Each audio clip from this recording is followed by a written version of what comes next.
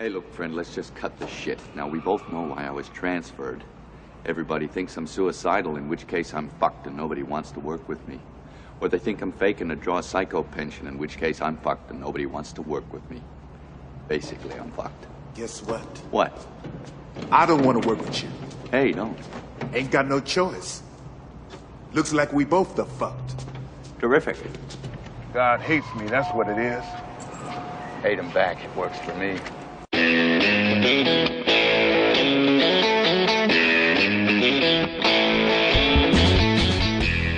Hello and welcome once again to the Cine-Files, where each week we enter the world of a great film. We explore its themes, its history, the filmmaking, and the influence it has on us today. My name is Steve Morris. I'm a filmmaker and directing instructor in Los Angeles, California. Hello, everyone. I'm John Roca. I'm a voiceover artist, host of numerous shows here in Los Angeles, and occasionally an actor. And today, a few months ago, we talked about When Harry Met Sally. Yes. And I said that I thought that was the archetypal romantic comedy of the modern era. Yeah. And today, I think we're doing another archetype. Today, we're going to do what I think is the archetypal cop buddy movie. Yeah. And that's Lethal Weapon. Strangely enough, it came out 1 year before When Harry Met Sally in 1987. Yeah. And 1 year before Die Hard, right? Which is Right. the archetypal action-adventure film, Yeah. right? The solo one guy against the world. And this is such a fantastic buddy cop film. And so one of the, you think about people talk about the early 70s as Yeah. this amazing film era. People talk about the late 30s, early 40s as this amazing film era. And you know what? The late 80s, for a different set of stuff, Yeah. is an amazing film era, and it really sets the trends for what we see later on. So, John, how'd you come to Lethal Weapon? Just like everybody else from my generation, I saw it in a theater. It was something you did with your friends. You went and saw it. I think I was 16 or 17 when it came out. I remember exactly. We went to Marumsco Plaza there in Virginia and went to see it. And it was like four of us. And we were going with a friend who was going on a first date. He ended up marrying her from high school. And so that's why I remember it so distinctly. And the film was so good, and something you'd never seen before up to this point as a film. Both the ferocity of the film, the way it dealt with suicide, the aggressiveness of Mel Gibson, and then juxtaposed with this idea of like this heroine running for the military, Vietnam, all this stuff, and some very hard dialogue and some very strong nudity. Oh yeah, Yeah. For me, same thing. Saw it in the theater. Yeah. This was in that era. It's I'm just probably a freshman in college, and this was one of the movies everybody went to see, and it was a movie that went into that VHS video store rental rotation where you just saw it and saw it and saw it and couldn't get enough of it. Absolutely. And had you seen like the Mad Max movies before then? And did you know Mel Gibson? Yes, I'd seen Road Warrior. I hadn't seen Mad Max. I'd seen Road Warrior because it was on VHS, and Mad Max had come later. Either I'd come to the consciousness of Mad Max later, but Road Warrior I had on VHS. So I would watch it over and over and over again. I know that film like the back of my hand. Sure. That was one I watched a lot too. Yeah, And yeah. I think we're going to hit that at some point. Yeah, I think we should. Yeah, of absolutely. the two, we should definitely do Road Warrior, of Mad Max and Road Warrior. I would do that. So you didn't even mention Thunderdome. No, he's a raggedy man. But no, this was something that I was aware of Mel Gibson, but I wasn't aware of this kind of Mel Gibson, because when you watch Mad Max, he's not this ferocious in either Mad Max or Road Warrior. He's more like reluctant. Yeah, he's a very this, observational character. Exactly. Yeah. In this, he's more dialed in, and everything revolves around him. So, and let's get it. You mentioned Die Hard before. This is the same producer, Joel Silver. Man, this guy's got an amazing list of films. And still going. Yeah. Yeah, from The Matrix and Die Hard and all sorts of great films. And he brings in Richard Donner. This is our second Richard Donner film. Oh, yeah, right. Who would have thought? I mean, the first director we did twice was Frank Capra, because we did Mr. Smith and It's a Wonderful Life. Who would have thought the second director that we were going to double hit was Donner? No disrespect to Mr. Donner. No, we did Superman before, and now we're on to Lethal Weapon. The script comes from Shane Black, and Shane Black goes on. Not only did he write this and write Predator, which he also acted in, but goes on to do Kiss Kiss Bang Bang and Nice Guys, and this is his first script right out of UCLA. Wow. Yeah. And Joel Silver gets it. He brings it to Donner. Donner was very reluctant to do it because what he had looked at as action films, all the action scripts he got were just terrible. And he went, oh, this is something more interesting. So he signs on to do it, and then they go off to cast it. And interestingly enough, he did not audition any actors for this at all. Wow. Yeah, he went. His casting director is Marion Doherty, one of the great casting directors of all time, and she kind of threw out a few names. He said no, and then she throws out Mel Gibson, and he says From the River and Mrs. Soulful, because he hadn't seen Mad Max or Road Warrior. And she said yes, and he went, wow, not knowing about his action chops, but just going, wow, this is a great, powerful actor. Yeah, And then and I remember, by the way, my first time seeing Mel Gibson was in Gallipoli. Oh yeah, fantastic film, amazing, and I saw that when I was a kid, and I remember going to the Mill Valley Film Festival or the Mill Valley Theater. Yeah, and that movie ended, and the whole theater sat in silence. Wow, yeah, because it's a depressing ending. Yeah, and that's where I first saw Mel Gibson, even before I saw him in Road Warrior. Yeah, and then I remember seeing Road Warrior, and then that was it. And then they start talking about, well, who are we going to get for the Murtaugh part? And she said, what about Danny Glover? And Donner said an interesting thing about it, which is that he said he's a liberal guy who cares about causes, and his first reaction was, no, we can't cast him because he's black. Oh. Because in the script, the character was white, the character was not described. And this is something that's changed a lot in Hollywood, is that it used to be, and maybe still is to some degree, if there was no description, well, that was a white person. And he suddenly saw his own bias, his own kind of internal racism in that moment, and went, what am I saying? Right. Danny Glover's a great actor, and I think there's a movement going on in Hollywood right now that I think this is the same thing, which is to cast ethnic actors, but have that not be any kind of a central part of their character. Absolutely. And it's such an important thing in this film that Danny Glover, that it's not, this is a black cop. Right. That this is a cop. And its race is just not put front and forward. In fact, they go out of their way to be, this is a suburban family guy dealing with the ordinary stuff. And in a weird way, that's kind of radical in 1987. Yeah. And I would venture to say, and a lot of people who are listening to us now, and including you and me, have friends who are, black or Latino or Asian or what have you. Obviously, I'm Latino too. And there's a commonality and experience here in this country that connects them. And they're not like raging this way or raging the other way. They're just living their lives. Murtaugh is black. He has a black wife. He has black kids. He's just a guy. He just happens to be black, just like Mel Gibson happens to be white and Australian because he didn't get rid of the accent. It's sort of in and out. Yes, you're right, exactly. But they just happen to be what they are, and it's about their energies coming together, not their races. And that's what I enjoy about the film. Well, and he's just plays a great family man cop character. Yes. Yes. By the way, did you know, which I didn't, that Mel was actually born in the U.S.? Yes, I did know that. I did not know that. He was born in New York, lived here until he was 12. Yep, and then moved to Australia. Yeah. Yep.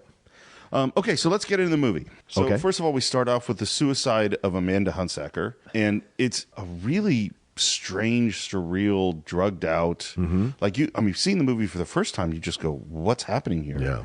And then she's on drugs, she's half naked, she climbs up on this balcony, and it's while you're listening to Jingle Bell Rock. Well, that's what leads us into the film. The opening credits is Jingle Bell Rock, and then all of a sudden the music cue changes and it's more darker. It's like she's going through things, and then she gets up there. And so I think that opening 3 minutes or 2 minutes of the film is letting you know this is what you're in for. You're into feeling comfortable, and then all of a sudden you fall off the cliff. And this is what happens at the beginning. Right off the bat, Donner's letting you know what you're in for. A suicide right off the bat. And that fall's really scary. Yes, it is. And by the way, one thing I found out about how they did it was they took an aerial photograph of the car, and then they painted an airbag to look like the top of a car. Wow. So in the very quick shot where you see her impact the car, she's actually falling into an airbag. That's an airbag. Oh, that's great. Yeah, which is great. Which comes in handy later in the film, too. Absolutely does. Well, and the thing, too, is that, and Donner, in his commentary track, which I hear from a lot of directors, is, of course, today they would just do CG or some of that crap, but we had to actually figure out how to do stuff. And it was just a great, I hear this all the time, but it's true, is that when you can make anything happen, you tend to make anything happen. And you aren't as creative as they are. Yeah. And then we get to our introduction of our two characters, and we have Danny Glover getting surprised in the bathtub, which I find it funny that he takes baths, and I also find it funny.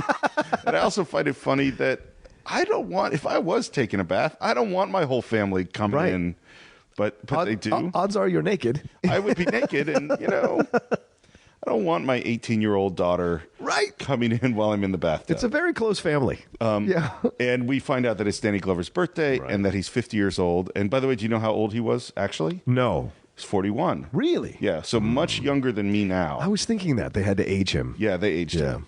And so we get his introduction, we see his family life, and then we cut to Mel and his introduction, Right. which is also his ass, very prominently displayed, which apparently there were swoons in the theater. I wouldn't be surprised. He's a good-looking guy. Yeah. But a great juxtaposition too, right, Steve? And then we get introduced to that sax music cue and the guitar music cue for Gibson. So already they're laying the groundwork of what we're going to hear every time these characters come. And I forgot how much that sax cue is throughout the whole movie, man, with Gibson, with Danny Glover's character. That's such an interesting choice because the composer is Michael Kamen. Okay. Great, fantastic composer. But they bring in Eric Clapton on guitar for Mel Gibson. Wow. And they bring in David Sanborn, and that's the sax for, so a white dude saxing for the black guy. I love that. That's fantastic. Well, again, it's a post-racial film. That's right. Yes, I apologize. Yes, you're right. But that's like immediately evocative of these are who these characters are. Yes. And you see the rich family life of Danny Glover, and you see the,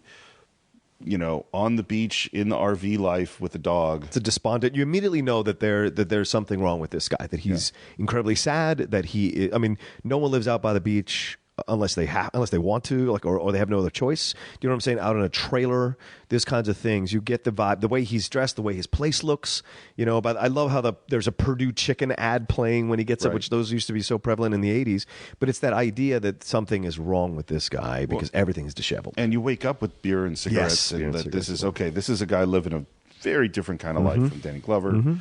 We also hear with Danny Glover a little bit about this guy, Mike Hunsaker, trying to reach him, and some reaction on his face. Right. We don't quite know what that means. And then Danny Glover is off investigating the suicide and finds out that the name of the jumper is Amanda Hunsaker. Right. And he goes, oh, shit. And that's our first moment of it. This is a tight script. Yep. There's not a wasted scene in this film. As I rewatched it again for this podcast, not a waste. Everything leads to everything else. There is no wasted tangents. Everything leads to everything else. And that's, I think I did more than once in rewatching this movie. I've had this experience of, is it really going to be as good as I'm remembered? And it is. It is. It is a really tight, well-made film. And it's just as much fun for me now as it was the first time I saw it. Absolutely. And it's because of the natural acting between both Gibson and Danny Glover. I mean, you just mentioned the Hunsaker scene. That when he's just like randomly being told, and the way he remembers it, and then the interactions he has with his wife, and then as he leaves the kitchen, he goes, yeah, Vietnam, yeah. It just, this whole thing, you get the natural sense that he's an intelligent guy, but he processes things in motion. In his way. Yeah, in his way. Everything in motion. Well, and just getting back to the casting, I should have said this before. Donner knew that they had it as they had their first reading, and he didn't audition them, he didn't read them. Wow. They had never met before. They sit down to their first reading, and it's instant. Yeah. There's just this chemistry between these two guys. That's awesome. And there's just so much life in the way that they worked, and they're very different, hugely different, but they really, really work to support each other. And then we get this great drug deal scene. Yeah. Forget it, you dumb shit. $100,000. $100,000. Did you hear what he said? 100,000. I'm sorry, I can't afford that. Not on my salary. But look, I'll tell you what. I got a better idea. Here, let me say I take the whole stash off your hands for free. And you assholes can go to jail. Hey, what do you say about that? Now I can read you guys your rights, but now you guys already know what your rights are, don't you? This badge ain't real. You ain't real. Oh, you sure are a crazy son of a bitch. You think I'm crazy? Yeah. Are you calling me crazy? You think I'm crazy? Yeah, you want to see crazy? I'll tell you. Now, that's a real badge. I'm a real cop, and this is a real fucking gun. Okay, pal. Hey, nose is in the dirt, asshole. Great casting of those henchmen, Fantastic. too. Such great casting. And what do you think of Martin Riggs's cop style? It would not work today. You'd be in so much trouble today. It's dangerous. It's crazy. It's unsettling. And it probably violates all kinds of rules. But then again, he's undercover. So I don't know what the limits or what you're allowed to do undercover.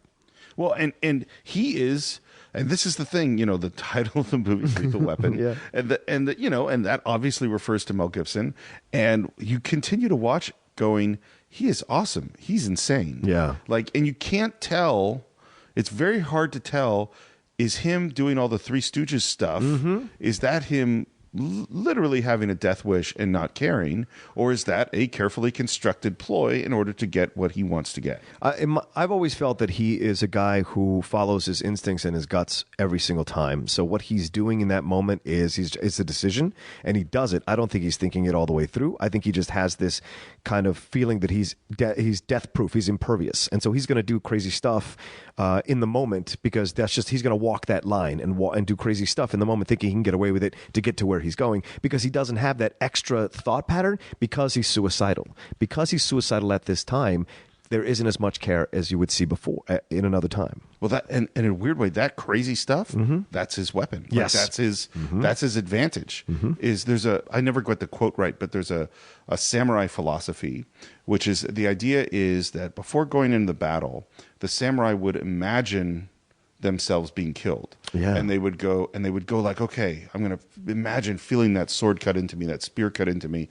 And that's what's going to, I'm sure that's what's going to happen. 100%. I'm going to die. Yeah. And so because they're already dead in their mind, then they can act freely, because fear is what's going to make you try to protect yourself. And that's actually what's going to make you a bad samurai. And so it's the knowledge of your own death that you have, that you can't hold on to life, that allows you to act fearlessly. And that's Mel in this movie. And that's how I approach every one of my Schmodown matches. I always think I'm going to get killed by whoever I'm playing, so I'm mentally already prepared to lose before I walk through the door, so I can be relaxed and have a good time. Absolutely. Yeah, I think that's such a fantastic way to approach things. Well, the best advice you can give to anyone walking into a job interview or an audition or anything is don't care. Yes. If you want this, it's going to be really hard. Yeah. If you don't care, it'll be easy. Yeah. You could be yourself. Exactly. And the way that Mel moves and the way that he fights, which we see for the first time in this drug thing, is awesome. Yeah. Yeah. He's literally a lethal weapon. Like he kills immediately, moves quickly. No, he's not caught out. Even when he's caught by the last henchman with an amazing mullet, sticking that gun into his throat, when Mel starts to scream, shoot him, shoot him, shoot him, I think that's another question you can ask Steve. At that point, is he literally meaning for them to shoot him, or is this another ploy of his to unsettle this guy so that he can flip it around on him? Hey, shoot him! Drop it, prick! Hey, shoot him! What? Shoot him! Shoot him! Shut the fuck up! Somebody shoot this prick! Shoot him! Shoot him! Shoot him! Somebody shoot this prick! Shoot! Shut up! We'll shut the fuck up! Put him down! I'm warning you! Shoot him! Shoot him! Shut the fuck up! Shut up! Shoot! Shut up! Shoot! Shut up! Shoot him! But you see, once again, he's walking that line, man. I think it seems like it's both. Yes, it's both all the time until the end. It's like, I don't care about dying, just kill him, and I'm going to use this. And so since you bring up mullet, let's take a moment to admire Mel's hair. That mullet would still work today. That was a very influential bunch of hair. I'm sure it was, man. Including, we have a good friend who I know got his hair from there. A future, hopefully, guest on this podcast. Yeah, I would love to have that. Yeah, the urban barbarian Dan Panosian. I met him probably in 91 or 92, and he definitely had this hair. Oh, if we ever do Conan, I think he's probably the guy we have to bring on, right? Absolutely. Yeah. Absolutely. I'm a little scared of it. So there's a little preview of things to come. Those comic book fans out there might know Dan Panosian. Yeah. We're going to get him on to do Conan. Anyway. Yeah. So we see Mel with this badass takedown of these drug dealers, and then we get to the suicide. Yeah. Or the attempted suicide or near suicide. Yeah, and it's all brought on because of that last moment with that guy.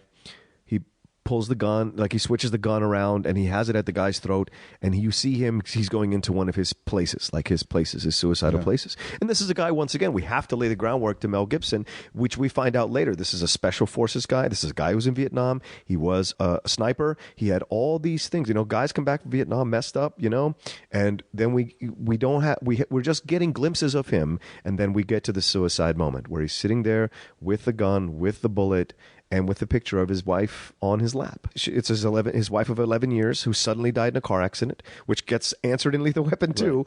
But like in that moment, there's that feeling of desperation, and you understand now why he is in this place that he's in, because he must have absolutely loved her, and to lose her that way must have really devastated him to that point. And Mel's performance in this scene, oh God, and this is what elevates this movie, is that his performance is, I'll put it against any Oscar clip you can think of. Absolutely. This is full, truthful, emotional drama. And it's interesting. So they had the scene scheduled, and they have the set up, and Mel comes up to Donner and says, I don't think I can do this today. And Donner goes, okay. And they pack it up. And they said, we're not going to do it. And what they did was they kept that set was, it's only a couple of walls. Yeah. So they had it in a truck, and everywhere they shot, they just brought that set in the truck. Until he was ready to do it. Until he was ready. Wow. And it's three weeks or 4 weeks of shooting, and Mel, they've done kind of half a day, and Mel goes, you know what, I think I could do it today.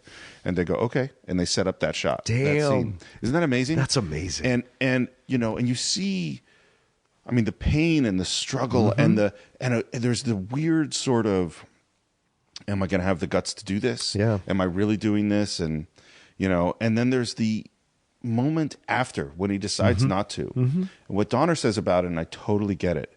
One of the big decisions you have to make as a director is when to say the words cut. And one of the things I talk to my students about is they all say cut too fast.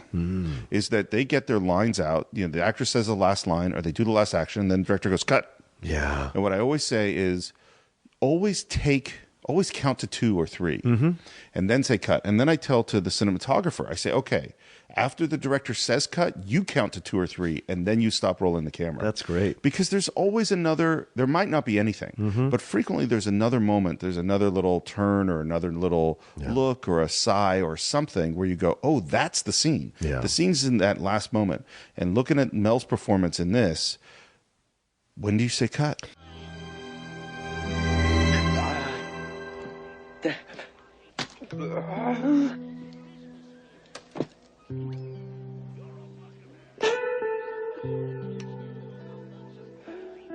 I miss you.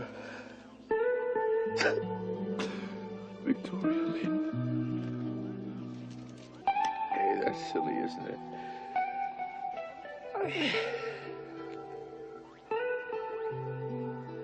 I'll see you later. I'll see you much later. I got real emotional watching. I mean, people who know, I've talked about this on other podcasts. I struggle with these feelings at times, these suicidal feelings, and to see it so effectively conveyed on film was amazing. And to see how deep he went in, I was, in a way that never before, I was so emotionally moved by what he experienced because I understood it for the first time ever. Having watched it as a 17-year-old, 20-year-old, 30-year-old, sure. I didn't get that. You get that. You understand this is phenomenal acting and this pain, but for me, it was visceral this time around because of some of stuff that I've experienced over the last couple of years. And so for me, it was even more powerful, and his acting is even more resonant. And what you said that you put up against any Oscar clip, absolutely, because that is, to get to that place is so difficult, and to do it effectively and believably deserves all the praise we can possibly give it, man. It's fantastic. Yeah, it's so great. And this is like, yes, we could talk about what happens with Mel Gibson. Yes. He's a very controversial figure in all sorts of ways. Sure. And that's been talked about to death. Absolutely. But I don't think you can deny that this is a brilliant artist. I mean, he is, and he brings that same brilliant artistry into Lethal Weapon, this action movie. Yeah. And that is part of why, and Danny Glover too, by the way. Like both of them come in with all of their chops and then apply it to this really fun, well put together script and this really great action story. Yeah. And I love the end of that moment, because the end of the moment is he does want to live. And it's where we as the audience connect to him. We're like, we get that he's in pain. We've all been in pain for some reason or another. And the fact that he doesn't do it and he says, I miss you, Victoria. I think that button is so effective in that scene because he's just purely vulnerable. And the audience now will go with him through the whole movie. We're now with him through the whole movie. No matter what crazy shit he pulls, we are with him through the whole movie because we understand his pain. We've got a window into his pain that Danny Glover does not. until the suicide. Yeah, until scene, we get a little which later. we're getting to. Yeah. So now Danny Glover, we meet our psychiatrist. She's one of the weak things in the movie to me. She's Donner's wife. Yeah. in Oh, real is that who life. she Yeah, is? in real life. Oh, yeah, I didn't realize. Yeah. Yeah. She was also the news desk reporter during Die Hard. Oh, she is. Yes. That's right. Yes. I like her better in that one than this one. The reason it's not her performance. It's just this is a purely expositional role. And to me, I bet you could cut that out because we all know that. Well, we don't know the 11 years wife died car accident thing, and so that's what she provides us. That gives the layer that we need for Mel to understand it. Yeah, it's the one thing where I go. I could have done this with a little more artistry. I understand. I'm sure someone else could have done that line too in passing. Well, we find it out. I mean, we know Yeah. his wife's dead from the scene we just talked about. Right, but we don't know how long they were married. Like, I think that matters. The 11 years is just a 1 year. Well, but this is one of the challenges in screen. The most difficult challenge in screenwriting is how do I get my exposition out? Yeah, absolutely. And the one thing you don't want, and that's what this scene is here's an exposition dump. Right. I'm going to tell you some information because I think it's important for the audience to know, particularly because it's not like that police chief or captain, whoever she's talking to, he knows all that stuff. Right. This is a signpost of bad screenwriting. I have one person who knows a whole bunch of stuff telling another person who knows all the same stuff this stuff. You know, it's like good me point, saying, Steve. "Hey, John, you remember how we do that podcast, The Cine-Files?" And you go, "Oh yeah, I really enjoy doing the podcast, The Cine." You mean where we talk about a movie for an hour? And I say, "Yeah, the one where we talk about old movies." Well, this is bad exposition. Yeah, I see your point because that captain really doesn't come into play at all for the rest of the film, and you get her constantly pointing her finger at him about listening to him. So I get your it's point. like, hey, this guy's really crazy. It's like, no, I've seen him. Yeah. Because the basic rule we talked about before in the show is show don't tell. Yeah. Well, they just showed me this as a guy on Absolutely. the edge. I am 100% clear on his emotional state. Yeah. Her telling it doesn't really add much. Absolutely. And then we also find out that Danny Glover's character is going to break in a new partner. And they have a great, how your character is going to meet for the first time is really important, and their meeting is great. It's fantastic. He sees him coming a mile away. He's being told, once again, information. This is an interesting way they do this, Steve. He's being told, like you have the guy talking about being an 80s guy and crying in bed, and then, which is so weird. And then you Really have, weird. but it's perfect for that time. If you remember the 80s, it's that kind of transition time for men. And so I thought it was a perfect little window into that. And then you have this guy who's also Agent Johnson from Die Hard coming in and telling him information about Hunsaker, information about the family, what's happening. And we as an audience are hearing it with one side, but we're following Danny Glover with our other side of our brain as he's surveying Mel Gibson in disheveled clothes with his cap on, sitting against a desk. Started to go, who is this guy? Yeah, right. We get that. So we're getting information, and we're getting double exposition in that moment. We're getting exposition for what's going on with Hunsaker, but then exposition about Danny Glover's thoughts about this guy, who is Riggs. And then Riggs, for some unknown reason, pulls his weapon out and starts playing with it or something. Yes. Danny Glover yells gun, charges him, and there's a great reaction shot from Mel Gibson going, "Where's the guy with the gun?" Yeah, right. Danny Glover goes, and Mel Gibson does a perfect little hip throw on top of Danny Glover, and we have meet your new partner. That's right. Now, this is why this is the archetype. You know what I mean? It's like if you watch this today and you've never seen Lethal Weapon and you've seen all the movies that imitated it, you would think that Meet Your New Partner is really cheesy. Well, yeah, maybe. But in 1987, this was awesome. Yeah. And it's like because all of these elements, the cop who's close to retirement on his 50th birthday, all of these things became cliches so much that they became jokes. Yeah. But this is where they came from. Yeah. And the next scene is the classic buddy cop movie scene that's been imitated everywhere. Hey, look, friend, let's just cut the shit. Now, we both know why I was transferred. Everybody thinks I'm suicidal, in which case I'm fucked and nobody wants to work with me. Or they think I'm faking to draw a psycho pension, in which case I'm fucked and nobody wants to work with me. Basically, I'm fucked. Guess what? What? I don't want to work with you. It's fantastic. Yeah. And this has one of my favorite lines in it, which is Danny Glover says, "God hates me." That's what it is. That's what it is. And Mel Gibson says, "Hate him back. Works for me." Oh, so powerful, that retort, and then the smoke coming out of his nostrils. Just so powerful. He looks demon-esque in that moment when he looks back at Danny and says that. Yeah. And because of what we've seen with Mel, we like him, but we're with Danny too, going like, we don't know what this guy's going to do. You should be afraid. Right. With this guy. One other interesting thing about this scene is, I made the comparison to When Harry Met Sally, is that I think buddy cop movies and romantic comedies are very similar in the sense that the way a romantic comedy works is you start with two people that don't like each other. Yeah. And over the course of it, they come together until you find out they're supposed to be a couple, Yeah. and that's the climax of the movie. That's how buddy cop movies work. And so this scene in the car where they're having their first argument, God hates me, hate him back, works for me, is when Harry and Sally in the car, is that they have this first argument where you go like, well, these two people can't possibly be together. Right. And of course it ends up that they're meant to be together as Martin and Riggs are. Yeah. Then we get a little more exposition with Hunsaker. Yeah. Well, Hunsaker, because they have the scene with Hunsaker where he's like begging him to kill these kill the people that killed and he's his like, I'm a daughter. cop, which ironically does happen at the end of the film because Danny is against it initially because he's a cop. He's like, no, I have rules, I have codes, what have you. But Hunsaker's really emotional, doesn't tell him the full truth, and tries to call on him because he owes him from some debt in Vietnam, which we get the exposition in the conversation of the hot dogs getting into the car, and then they get called about going to this suicide. And just one quick thing, because Vietnam is really important in this film. Yes, it is. And this is 87, so it's 13 years after the Vietnam War has ended. And so it is when all the Vietnam vets are in their 30s, 40s, 50s. And what's interesting is we have very, very different Vietnam experiences. Because you get the sense Danny Glover's Vietnam experience is nothing like Mel Gibson's. Yeah. Mel Gibson's like an assassin. Yeah. And He's a special sniper. forces, a sniper. Yeah. Whereas Danny Glover probably, we get the sense, was army, grunt, infantry. He was an infantry guy, yeah. And then we have these special forces guys who are going to end up being our bad guys. Yeah, the mercenaries. Yeah. And it's just, Vietnam is very important in this film. Through the whole 80s, Vietnam resonates through a number of films, all the way through, Well, it makes sense. I mean, multiple genres, too. it makes sense that the people that were growing up in the 60s and 70s who experienced it, when we get to the 80s and 90s, well, they're the ones in charge. Yeah. Which makes you wonder about, well, what are the films going to be in the next 10 years? And All about Trump. yeah.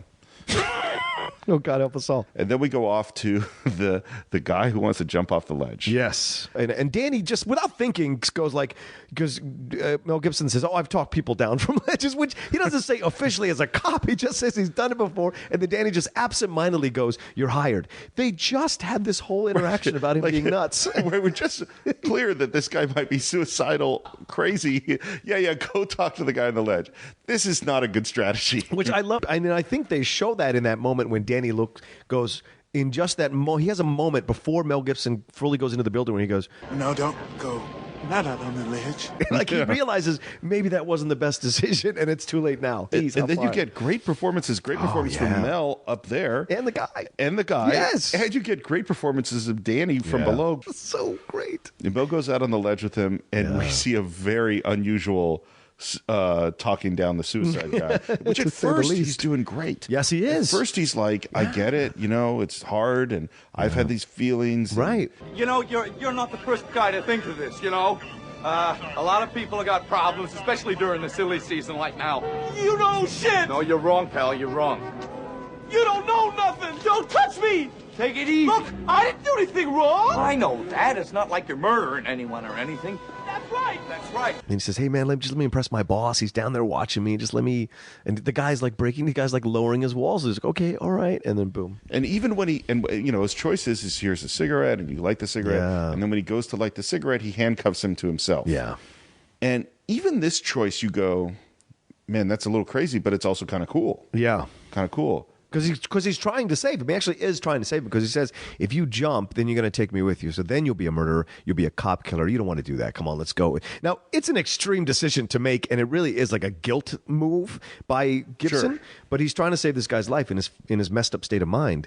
But it ends up... It goes a whole other way. It really does. And again, Mel Gibson's performance. I can't tell you how many times I've said, do you really want to jump? Do you want to? Do you really want to jump? Do you want to? Well, then that's fine with me. Come on. Let's do it, asshole. Let's do it. I want to do it. I want to do it. What do you mean?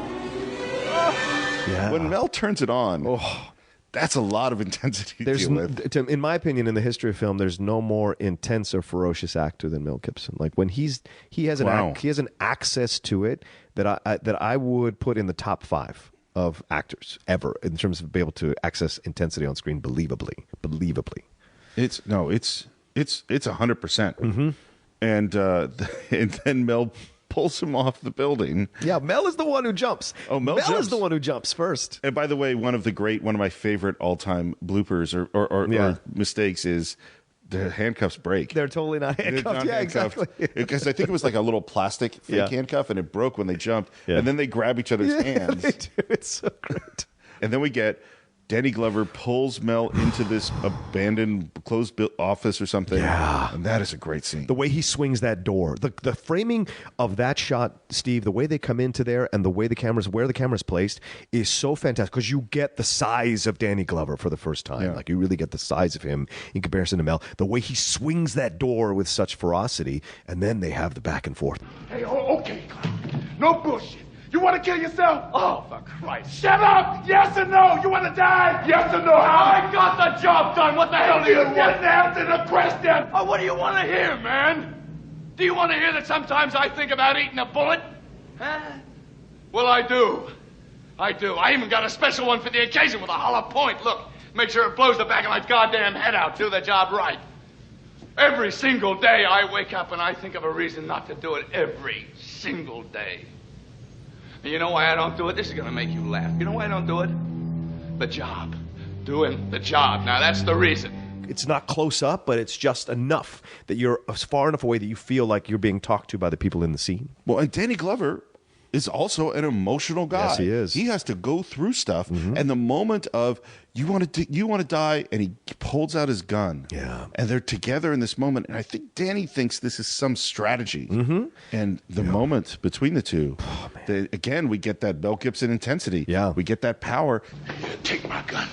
Don't nibble on the barrel. Pull the trigger. Go ahead, pal. Be my guest. Go ahead if you're serious. You shouldn't tempt me, man. Put it in your mouth. Bullet might go through your ear, not kill you. Yeah, under the chin. Yeah, under the chin. We're about an inch away. Yeah. We're a millimeter away. Like, and literally. his finger's on that trigger, and it's like, how many ounces of pressure does it take to pull that trigger? And I don't know that he doesn't pull it. I hear the click. Ow! Well, it looks like Does Danny put his finger Danny in? puts his hand in between the hammer. Now, maybe it was him putting his hand between the hammer that made that click happen. Yeah, I think and so. And maybe it's Mel squeezed the trigger and he actually stopped the hammer, and we don't actually get to know. But the expression on Danny Glover's face at that moment is, you're not faking it. Nope. And his reaction when he goes, oh, like that instinctive yell in that moment because he thinks the bullet's going to go off, that he might not stop it. And there you get, and that's what he says. You're not trying to draw a psycho pension. You really are crazy.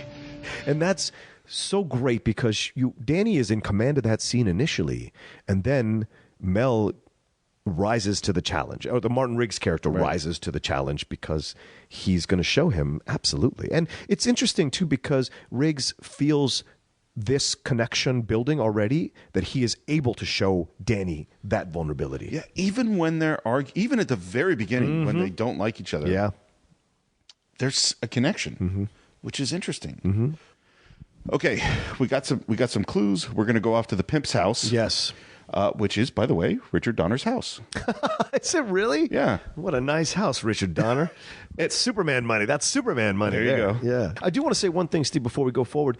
What I love about that scene in the drive to the pimp is the breaking down. Like they're coming back together and they have this conversation about he's like, Mel's like, I didn't know it was your birthday. Like it's Mel's attempt to try to smooth things over because Danny is caught up in this, are you talking to a dead man? You're talking to a dead man, and he's still caught up in the scene that just happened. And he's trying to process this. And Mel understands this. And which is one of these scenes that really connects them for me as a Absolutely. viewer. I'm so glad you brought that up. Yeah, absolutely. And first of all, you get to see Danny. Danny has to process things at his time. And he has to go through that whole dead man. He has to verbally process it. Verbally go through this. And you know that he does this with his wife. And you know this is just how his brain works. Right. And then Mel starts to make jokes with him. Yeah. And Danny laughs. And this is so important because even when it's just he can't believe he has this guy as a partner, they still have a connection. Yeah. It's absolutely true. Yeah. So we get to the pimp's house, and strangely enough, the gate is open for them, so they don't need a search warrant. They walk in, and Danny Glover has been talking about don't shoot anyone, don't kill anybody, okay? Just don't get through the day without killing anybody. Yeah. And they see some women who are loading cocaine who wave, because that's what you do. By the way, one of those women is Joan Severance. Oh, really? Yeah, she's the one in the all black, which you can check. I knew immediately because that's one of my biggest 80s crushes ever. I had such a thing for Joan Severance, and I looked it up on IMDb. She is certainly credited. So looking at Joan Severance, and then out comes a guy shooting at him. Yeah. And Danny Glover, good cop that he is, shoots him in the leg. And he is very proud of himself. Like, this is how you do it. I shot him in the leg. I didn't kill anybody. Boom, still alive. Now we question him. You know why we question him? Because I got him in the leg. I didn't shoot him full of holes to try to jump off a building with him. That's no fair. The building guy lived. Or whatever. The point being, no killing. No killing, right. Yeah, right. Piece of cake. Now I'm happy.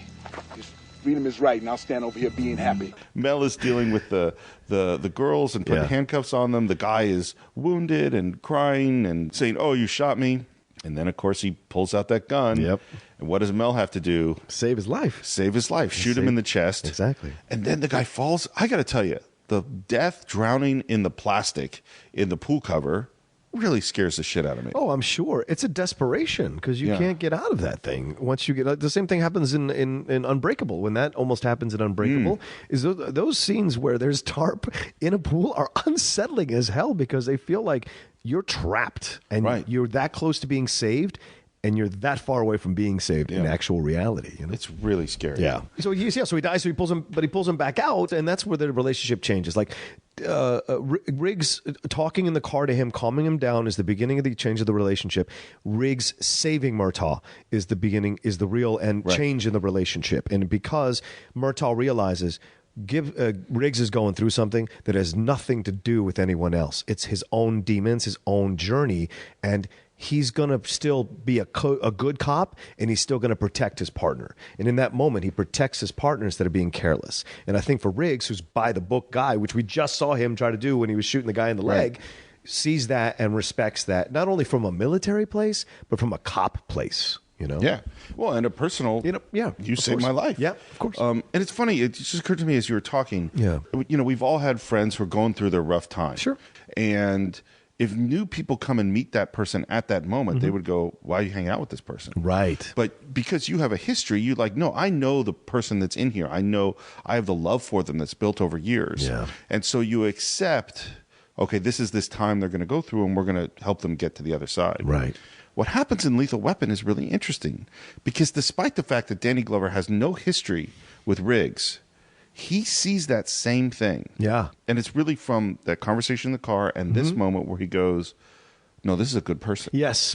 You know? Absolutely. This is, I you know, for whatever reason, in whatever way, I have love for this man. And despite, he becomes family really fast. And what's our next scene? Come home to the family. Right. You know? Meet the family, have dinner with the family. Yeah.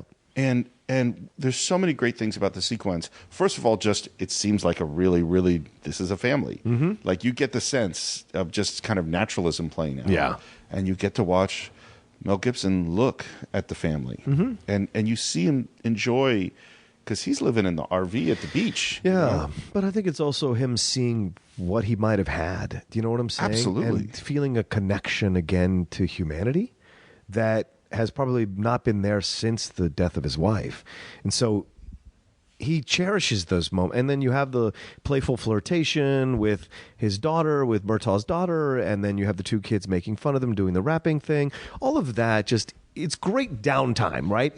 When you used to have an action film, you have to have effective downtime to juxtapose the action, right? Because it lets us kind of live with the characters a little bit more, get more connected to the characters, so that when the next action scene happens, we're more invested as an audience. Well, this is my, I know I've said this before, but this is my problem with where action films have gone. Is that where action films has gone? It's not that there aren't great action sequences in Lethal Weapon. There are, but.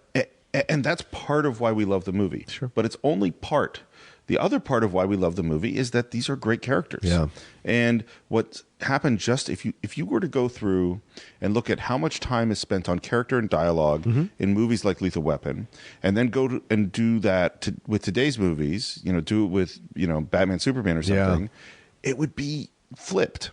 is that, you know, maybe it's 60 or 70% characters and story and 30% great action sequences. And today it's 70%, 60 or 70% action sequences and 30% character and story. Yeah, and I think Batman vs. Superman is an interesting comparison because it only has 3 or 4 action sequences, but the rest of the time is supposed to be exposition and connecting. I think you have to write an effective script in order for that to be good. Yeah, it has to be good character and story too. Exactly. It's not just the percentage. Right, exactly. And I think with Lethal Weapon you get that. You get the right amount. And Darlene Love, which we haven't mentioned yet, does a fantastic job. She's great as Murtaugh's wife. She's so good, natural with it. And real. Very natural. And you go like, yeah, this is a couple. Mm-hmm. I mean, even the egg scene at the beginning of the movie, where she drops the egg on the ground in the kitchen and she's swooping up the egg. She says, "Don't touch the egg. Don't step on the egg." That's just to make you feel like you're watching a domestic, lived-in family. You know? By the way, this is very much, I think, comes from Steven Spielberg. Is if you look at Families, you look at E.T., you look at Close Encounters, you look at Jaws, is that his way of showing suburban life is just like natural and normal. And I think that's very much what Donner's trying to do in this movie. Is that this is a family, and this is how they live, and they have food, and they have jokes, and they have you know, all that stuff. Right. There's a couple of moments that I want to, at the end of the scene, it's a really small moment, but it's such a, to me, it just sets up where these characters are going. Yeah. Mel is leaving. He crushes up his can. He throws it. Danny Glover lifts up the garbage can to do it. Now, is that a small moment? It's a very, very small moment. Sure. But it says a lot. It says this is they're together, you know, in this way.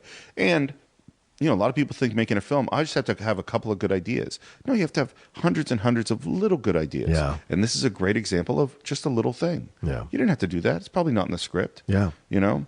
And then after that, we get the "I do it good, you know" speech. Yeah. From Mel. Yeah. Which is, once again, this moment of vulnerability. He's trusting Riggs more, right? He's able to tell him, it was the only thing I was ever good at. Like, he's opening himself up to Riggs. And I think, to Murtaugh, rather. And I think Riggs is desperate to find someone to open up to. I think he doesn't trust anyone else, and especially undercover cops.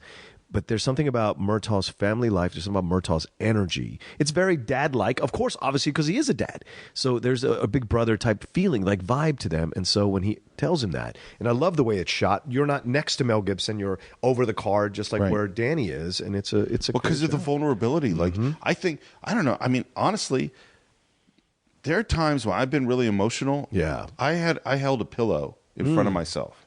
Do you know what I mean? Right. It's a protection. Like, and I think Mel being behind that car is sort of the same thing. Absolutely. And what he's saying is, I'm a bad guy on a certain level, because an assassin is not the same thing. A sniper is not the same as being a soldier. Right. You know, they're different. And I'm not going to make moral judgments on whether or not snipers are necessary within war or everything, but they are fundamentally different. Yeah. So, speaking about what Mel did in Vietnam, we haven't gotten to our bad guys yet. No. Gary Busey.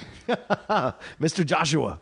Mr. Joshua is one of my favorite bad guys of all time. Absolutely, man. He's so good. He really is. And now, Gary Busey is a very strange man whose life went to a very strange place. But in this movie, he is rock solid. Yeah. I mean, it is so good. And our, big introduction to him with the lighter, that is really beautifully acted and genuinely scary bad guy that we get introduced to. And I love that the general is the guy that's Greg's dad from Dharma and Greg, that actor. Oh, you're right. It's so great. That's hilarious. But he does a great job playing that kind of... And Busey is... Once again, this is Busey coming out of... Buddy Holly's story was only like 6 or 7 years before. Right. So all of a sudden, he's playing this kind of badass character. And he obviously Point Break. He was in Point Break too. So you have this development of Gary Busey into this place. And so the whole burning... That always stays with me, man. It's such a powerful scene. And his performance in that moment is perfectly restrained. Oh, yeah. Like, you see the pain and you see him control the pain. Yes. That's what makes it really scary. And you, of course, have us essentially being represented by this drug dealer who is freaking out. He really is. Like, okay, whatever. I'll do whatever you say. Yeah, really scary. Yeah, that actor is great. He's been in Dick Tracy. He's been in 6 Feet Under. I like him whenever he shows up and stuff. Danny Glover gets a tape and watches it. And this is, we talk about acting not being about saying lines all the time. His performance of just watching, that's dad. Yep. You feel his dadness. And the glasses help. I love the glasses. Those dad glasses are perfect. My dad had a pair of those in the 80s, yeah. Yeah, you see the pain, you see his deep emotional connection between him and his daughter and Michael Hunsaker and Amanda Hunsaker, and you get like, oh, this now has become personal. Right. Yeah. Yeah. The shooting range. Yeah. How funny. It's such a good scene. Great setting for the scene. The dialogue is hilarious. Yeah. And this is where like this expositional dialogue really works, where they're coming up with this theory about Dixie. And I use this expression all the time. It's thin. Yeah. It's thin. Yeah. It's a great way. I use it to talk about screenplays. Anorexic. Yeah. And then we get introduced to both of their shooting styles. Yes. We have Danny Glover with his weird head tilt, head turn, and then shoot in the center of the head. And then you have Mel Gibson pushing that target back. And it's a great use of a single shot, wide angle lens, and time. This is one example where going faster would not make it better. Right. You know, it takes the time that thing takes to go all the way to the back and making a little smiley face. That's awesome. And the time it takes for it to come back. All the way to come back. That's great. And you know it's going to be good. I know. And that's great because you build that anticipation with the audience. Yeah. You know, because you've earned that moment. Right. You've earned that moment. Yeah. And this is where, you know, Mel Gibson is right on the edge of superhero level in this movie. And that's a great establishment of it. Dixie's house blows up. Yes. Those kids are out there. Those kids are there. Right. I love the interrogation of the kids. Yeah. It's really funny. Yep. It is. Don't tell him your name's Albert. All that stuff is He's covering his mouth and saying 6. Yeah, it's so funny. Yeah. It's so cute. And for the first time, Riggs feels comfortable questioning Murtaugh. Yeah. He says, well, now we're going to APB for Big Bird. You know, it's his first time feeling like he's equal here in this situation. And I like that moment. Well, and they're feeling like partners. Yes. They're feeling like between the family thing and the good conversation the night before, the expositional detective-y thing in the shooting range, and now this, they're kind of partners now. And good partners. Yes. But that's where we get the hint that this is more than just, you know, they're starting to figure out this is mercenary work. This is a bigger thing than they thought initially. And I think now they go next to Hunsaker's house, don't they, to question him? Yeah. Yeah, at the funeral. Yeah, and then funeral. Hunsaker gets shot by Mr. Joshua in the helicopter. Great scene, though, man. Great way to die. Yeah. Like just with eggnog spilling out because you've been shot. His reaction to the surprise of it and then just down is so good. And then you have Danny with this little comment. And that's what's Donner does this in all his films. Donner has his characters talk about their judgment of situations. Right. You know, when he says to him, heroin, well, you got off light. You got off easy is what he said to him, right? Because he thinks he deserves a worse punishment for getting people hooked on heroin, that Hunsaker deserves a worse punishment, you know. And Donner has this through all the Lethal Weapon movies. He has his causes right there. Right. Yeah. Including saving the dolphins when you eat tuna. In Lethal Weapon 2, Yeah, I mean, but he's not beating you over the head with his politics. They're in there. Yeah. But he's not beating you over the head with them. The buttons is the way they go. Yeah. So I remember in the theater seeing, it's a rainy day, Mel is questioning a prostitute. Oh, yeah. And car comes up, shoots him in the chest with a shotgun. He goes through the window. And I went, what's happened? And Mel's waking up because he's got the vest on, just ready to go. And his performance, again, in that moment is amazing. Ferocity, man. Yeah. Nothing. Like just the way he rises up, right? And, you know, and Danny has to calm him down. And the laughing, all of it. This is Mel Gibson. No one does this better than Mel Gibson. The mania of a highly emotional moment, going from the screaming to the laughing to the then composing yourself, like all of it. It's so believable because you know that this is actually Mel Gibson that we're watching. Absolutely. Yeah. Well, and you know, Shane Black writes a great script. Yes. But the Stooges, all that stuff's Mel. Yeah. Mel, a lot of the little jokes, a lot of little comments, all that, the sense of humor, that's Mel. Yeah. You know, that's what he's bringing to it. And they come up with the idea that Mel's dead and that's going to be an advantage. But immediately there's the radio call that there's a dead body right near Murtaugh's house, and it is the guy that his daughter is dating. Yeah, wow. And they burst into the house, and then, you know, Darlene Love shows up at the top of the stairs with her kids. And the emotion is really well played. It really is. It's not overt. It's not like, what's going on? It's not freaking out. This is a cop's wife. She understands, right? 20 years of being with this guy. She must understand, you know. And they don't, in Mel's conversation with Danny, they don't wimp out. Nope. He says, you know, they're going to kill her. And Danny says, yeah. Mm-hmm. That's That's heavy. Yeah, because Danny's been in Vietnam. He understands. Right. Like both of them have been, though both of them are survivors of Vietnam. They know they're what they're both going cops. and they're both cops. They get it. Right. They understand what they're about, what they've awoken, you know? And that means you got to kill them. Right. Well, and this is what makes the turn. You know, you talked about at the beginning, like, you know, Hunsaker saying, you got to kill him, you got to kill him. And Danny's like, no, I'm a cop. Right. Well, we just sort of left that realm. Yes, we did. We go out to the dry lake bed, which is out at Victorville, El Mirage Lake, I think. And beautifully, beautifully shot. And Donner really wanted to do that Lawrence of Arabia coming out of the Mirage shot. Oh, really? That's why they went there. That's hilarious. And we get to see Mel as the sniper. And it almost works. It almost works. Yeah. Their advantage of him being dead lasts only so long. And then, boom, everything happens, and the grenade and everything kind of falls apart, and the girl and tries to take off in the limo, and it doesn't work because of the helicopter and everything like that. It's a really strong action sequence. It really is, Steve, yeah. And this always goes to this is my question, is that action sequences have gotten bigger. Yeah. And some of them are great. I'm not saying there's anything wrong with big action sequences.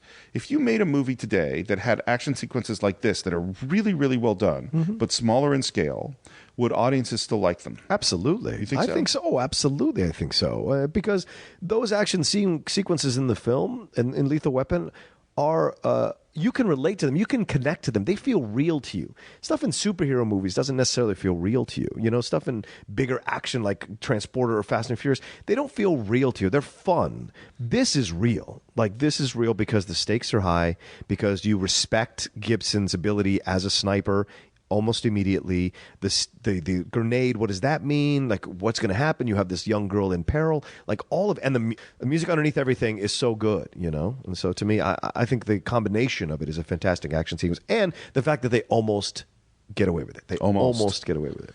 Yeah, I don't know. I don't know if we passed that. Like, I don't know if this is what Hollywood is doing, or this is what people are expecting. Right. But you're so used to having a motorcycle jump off a building, land on a plane, you know, ride off the plane into you know, like that's what we're used to seeing. Yeah, but Shane Black does these. Like in Kiss Kiss Bang Bang, he has these smaller action sequences, and in Nice Guys, they have these smaller action sequences that still work. I think it depends on the framework of the movie. You know what the difference is? Is that those movies, and they're good, are not the number one movie of the year. Exactly. Is that yeah, people will see them. Yeah. You and I'll see them. Sure. But will everyone go to see them? Maybe not at the same level. Maybe not. No. They get captured. We have 2 parallel torture scenes, and we get the return of my friend Al Leong, who we saw first in Die Hard. And Al Leong's, you know, the long-haired Asian guy who's a stuntman and stunt coordinator. Did some of the stunt coordinating on this movie. No surprise. Yeah, no surprise. And I just like him. Yeah, they give him a name. The character has a name. Endo, which is great. Yeah, yeah. And Mel is tortured, hanging in water. It's a really chaotic and disturbing sort of torture scene. All I can tell you is that scene has always resonated with me because that's how I would imagine being tortured. Like the anger, the ferocity of it all. Gibson is just pure, and the way he's hanging, he's just a piece of ferocious meat hanging on a hook, and the way he's being electrocuted, it's so believable. But there's a primal anger in that moment that I understand and know, and so to me, I always connect to that torture scene so much. It's just something about it's it. Visceral. Feels believable. Yeah, visceral. That's a great word for it, Steve. Yeah, absolutely visceral. Well, and particularly there's this moment where Gary Busey reaches for the body, and he gets shocked. Yes, and that's part of the chaos of the scene. It's not controlled. It's very uncontrolled. Yeah, and that's intercut with old school torture with Danny Glover getting punched in the face and salt in the wound, and tell him to go spit. Go spit. He doesn't go fuck off or anything. He says go spit. You know, I love it. I never even heard that expression until Lethal Weapon. I didn't know that's a thing. But it's a very dad thing to say, I think, isn't it? Exactly. And Mel manages to kill Endo. Yes. Al Leong does not fare well in films. He never, well, no, but he always gets caught in these moments. And there's this maybe too far moment of the daughter has been brought in and Danny Glover's yelling, and it's really intense. And then McAllister says, there aren't any heroes left in the world. The moment before Mel bursts in with a body on his shoulders, is it too much? I like it.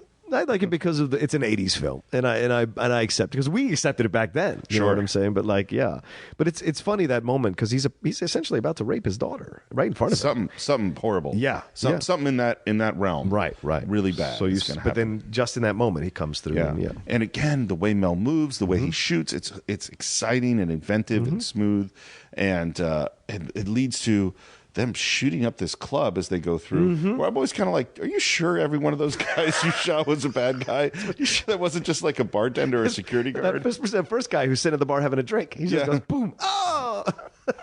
Rush out into the street. It's always funny, by the way, watching movies in Los Angeles now, because I'm like, oh, there's Musso and Frank's. Oh, yeah. Oh, they're at the Wiltern. Oh, there's this. And Mel charges off on foot after Mr. Joshua. Yeah, so great. Yeah. Great action sequence. And both how Mr. Joshua does things, pulling people out of cars. You mind if I test drive your Audi? And his just craziness with the big gun. And Mel's like, Mel getting hit by that car and getting up. Stop the car. Get back. You know, like his just like ferocity is amazing. It's great. And I think it's shot right outside where you live. It's right. That bridge area, right? Near that bridge. Yeah. So I saw it this time. I was like, wait a minute, that's where Steve lives. So yeah, all of that. But it's perfect for, once again, Steve, something you mentioned earlier in this episode where you said he's almost superhero-like in the movie. Yeah. Once again, he kills Leon. He breaks into that. He kills like 7 or 8 people as he's leading them out, and then he's going to take off on foot after a car. Yeah. That's just madness. But Danny after being tortured right, exactly, with that electricity. But Danny tells him how to cut him off and how, like, he's telling him how to get through L.A. by foot to be able to catch this guy. It's one thing I always think is funny is how far, like, if you're a world-class sprinter, you could maybe do a 440, you know what I mean? Right. 400 meter or whatever. And like, but that's kind of it. Yeah. Nobody sprints. It just keeps sprinting, you know, for like a half a mile. Gibson and Tom Cruise are the 2 action stars that are constantly running in all their movies all the time. It's like you never see him just go, yeah, exactly. Hold on a sec. Hold on. Which we do actually see from Danny Glover. And apparently, so Danny Glover does it, you know, he's running and then he has to sit down. Yeah. Beautiful acting. And Donner, there's something wrong with the camera. And Donner was like, oh man, he's really tired. Because he'd forgotten that Danny Glover's 41. Yeah. And actually in great shape. And so he goes up and like, I'm really sorry, Danny. I'm going to have to ask you to do this again. Can you get one? Do you have one more in you? And Danny's like, what are you talking about? Picks Donner up on his shoulders and runs back with him on his shoulders and puts him down and says, come on. And then does another just exhausted dying take. That's awesome. And he makes that change because he says in that scene, all right, Colonel or General, whatever, time to die. You know, General McAllister, time to die. And that's what you're like, he's no longer a cop. He's no longer a cop. No. This is personal now. And we get to see his little neck thing again. Yeah. His one shot take out something. Yep. Also strange superpower. Yeah, that's right. And that's the end of McAllister. But Gary Busey, Mr. Joshua gets away. Yeah. And leads us back to, oh no, they're going to go back home. And here's something I don't understand. They get to the house before Mr. Joshua. They do. Because they leave a note for him. Yes. But they apparently don't tell the 2 cops in the cop car waiting right in front, who Mr. Joshua just walks up and shoots. Damn, that's a good point. Okay. And this is one of Are they in the house? They're not in the house. No, they're outside of the house with the cop car because they send a cop car through the wall, which is an interesting strategy. Right. Like, if it was my house... Destroy your own house. Yeah, I'd be like, look, I want to get this guy too, but we're out here, we have guns... Like, do we need to really send a car through my wall? Yeah. So, and you can hear Riggs is going, yes, the only way. Only way we do it. Trust me, I'm a lethal weapon. It's the only way we can do it. Yeah, it's one of those things, like the cops getting killed is, what I call it is, we tend to we watch movies going forward. We don't watch movies going backwards. And in that moment, it's great. Yes. And then the rest of the stuff is so exciting that you don't tend to think backwards and go, wait, does that make sense? It's a good point. Because you've been pulled along. Yeah. But so we send a cop car through the wall. We bring out Gary Busey, and then because a movie has to give you what you want, Riggs says, "You want to try for the title?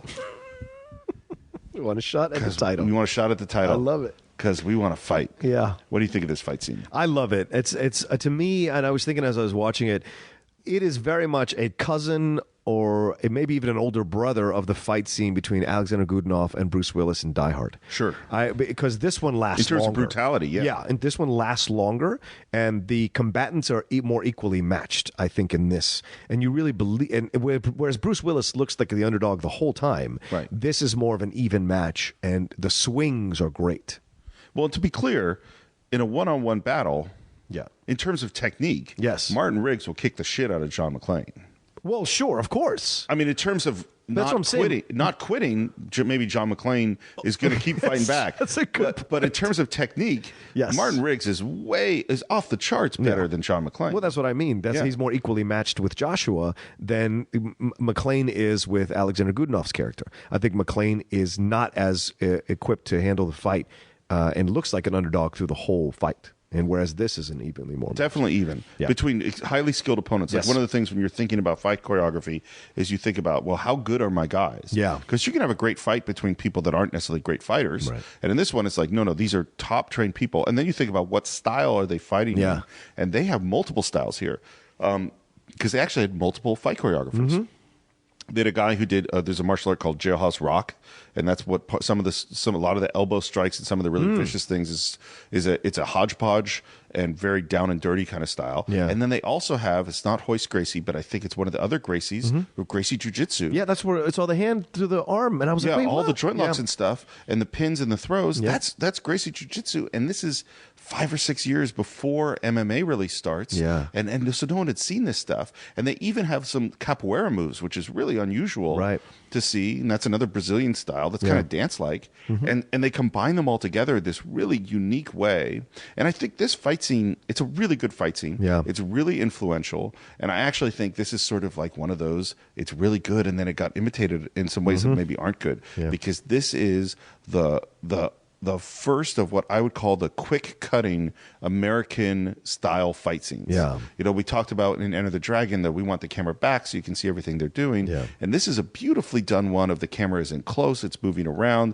And it really is, I think, I don't think there's stuntmen in this at all. Maybe there are. But I think it's mostly Mel and Gary who trained for several months to do this. Wow. And they really are doing great moves, and you can see the great moves, but the camera is moving a lot, and cutting a lot, Plus, it's shot in the night at night with a helicopter light as the only light source through the water, right? Through rain and the water, right? The fire. I'm sorry, through water because of the fire or whatever fire hydrant went off. But all of it. So the degree of difficulty in the fight is accentuated by all these outside conditions, muddy ground, what have you. You know. It's a great looking fight, and it goes back and forth. Yes, it does. And there are many times you're like, oh, Mel's done. Yeah. Including one where he's down, he's pinned, he's being choked, and Danny Glover is like, let me get to him. And I love Mel's like, no. Yeah. Back up. Just that guttural. Can you imagine Danny Glover with a bullet wound trying to take on Gary Busey at this moment? That's not going to happen. Mel finishes him, and then as he's got him in a leg lock, and as Danny Glover goes, break his fucking neck. Yeah. And that's the moment that Mel doesn't. Right. And I think that's hugely important in terms of their characters. Absolutely. Riggs, who had been so out of control, so suicidal, so crazy, changes in that moment and realizes it's not worth it. I'm not going to be this way anymore. Like, there's something different, you know? And even Danny kind of going that far understands, oh, okay, I get it. Like, he doesn't say, why didn't you kill him? Or why didn't you kill? You know, he picks him up and takes care of him and whatever. And I think it's in particular seeing the family man, the more by the book guy saying break his neck, right, gives him perspective on who he's become, right, and not wanting Danny to be that person, and going no. But then, of course, and this is very much like Die Hard. Yes, it is. They're both a very similar moment of, even with a sort of step down slow motion, Busey goes for the gun, and they simultaneously shoot him. Yep. It's one of those things that's now a cliche, right, but wasn't in 1987. And both those sequences in Die Hard and in Lethal Weapon further the storyline of these two the characters involved, right? Because in here they shoot together at the same time because they're partners now. They're fully partners now. And in Die Hard, it's Reznor Novell Johnson getting past this mental block he'd had about using his weapon to stop someone from committing a crime or hurting somebody. And so it's a great sequence that they shoot together and boom. And I think what he does here also, Steve, when he doesn't willingly break Joshua's neck, leads him to have that moment by the graveside with Victoria Lynn in the rain with the flowers, putting her to bed, like putting her memory to rest, like saying, well, because he's come back to normal. Well, and he's found a family. Yes, he was isolated before, and now he's got his brother. Mm-hmm. You know what I mean? And and they never say, "Hey, man, I love you. You're a great partner," because they don't have to. Nope, they know. Mm-hmm. And when he gets invited back to Christmas dinner, they know. Yeah, exactly. It's so great. Yeah, the bullet which is a great movie. That's very symbolic. Him giving the bullet that he told him he had a special bullet made so that he could die a certain way. He gives it to Danny, saying he doesn't need it anymore. Right. And then says, "You think you're going to let me eat the worst turkey ever? You crazy." I feel really bad for her. I mean, seriously. I agree. It is a bit You're much. so Look, the woman is making you dinner. Yeah. So either shut the fuck up and eat it, or you learn to cook. Yeah. You know what I mean? It's a good point. Don't just keep bitching about it. You're very much a 2000s man. This is a 1980s situation. I also love to cook, so it's there you go. look, let's solve the problem here with the food. Don't just eat horrible food. That's a terrible idea. So this movie goes on to many sequels. Yes, it does. I think the second one is great. 3 and 4 you can toss over the side into the ocean. To me, 1 and 2 are the best. I think it follows the classic pattern. Yeah. Which is 1 is great. Yep. 2, I rewatched it. It's good. It's good. It's good. I don't think it's great, Mm-hmm. but it's good. And 3 and 4 are like, here are these characters I really like again. Yeah. Let's watch them do stuff. Yeah. And Renee Russo is great in 3. I love Renee Russo. She's a great addition, and Pesci as well in 2. But the one is the one, man. Well, and this is the problem of movies versus television or comic books. Mm-hmm. Is in television or comic books, you establish a character who's supposed to go on. Yeah. And that so whatever conflicts are with those characters, we're not going to resolve at the beginning because we need them. So Batman never resolves his stuff. Yeah. Because he's going to go on and on and on. Whereas the essential conflicts within this story are resolved in the first movie. Yeah. And in the second movie, they try to redo it, Yeah. and to some success. Yeah, they also, because they kill off his love interest again. Yeah. But you can't keep going to that same well because Riggs has come back. He's joined his family. He's got his partner. Right. It's hard to keep going. Yeah. And there's a TV show. Have you watched the TV show? No, I watched the pilot. It's okay. I know it's successful and it's doing well, and one of our friends is involved in it. But for me, I just love these guys so much. I don't want to see a remake. Right. To me, Riggs and Murtaugh are Gibson and Danny Glover. It's just what it is.